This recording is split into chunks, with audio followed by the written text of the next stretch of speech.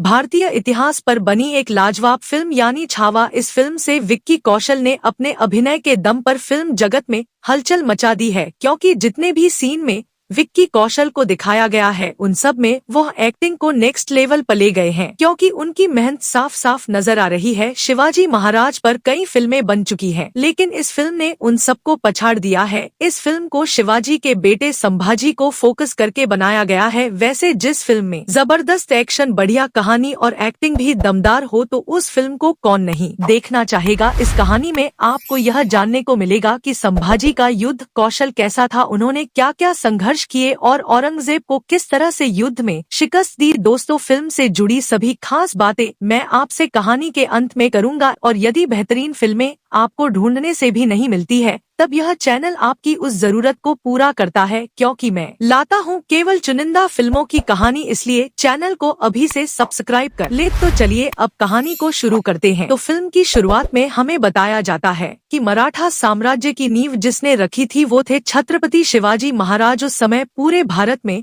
औरंगजेब को टक्कर देने वाला केवल एक ही शख्स था और वे थे छत्रपति शिवाजी महाराज। अब कुछ समय के बाद औरंगजेब के दरबार में पता चलता है कि छत्रपति शिवाजी महाराज अब इस दुनिया से रुखसत हो चुके हैं और अब औरंगजेब की चाह पूरे भारत की जमीन को अपने कब्जे में करने की है। लेकिन इसके थोड़ी देर बाद ही पता चलता है कि मराठा की फौज ने बुरहानपुर पर हमला कर दिया है, जिसकी वजह से यहाँ भगदड़ मच जाती है और यहीं पर एंट्री होती है विक्की कौशल यानी हमारे छत्रपति संभाजी महाराज की। यहाँ काफी कोशिश होती है कि संभाजी को बाहर ही रोक दिया जाए, मगर उनका पराक्रम ऐसा था कि संभाजी को कोई रोक नहीं पाया। अब चारों ओर केवल लाशें ही लाशें थी, जो कोई भी सामने आता उसे मराठा की फौज मौत की नींद सुला देती। यहीं पर औरंगजेब की सेना में खान जमान नाम का एक पहलवान था जो काफी ताकतवर था।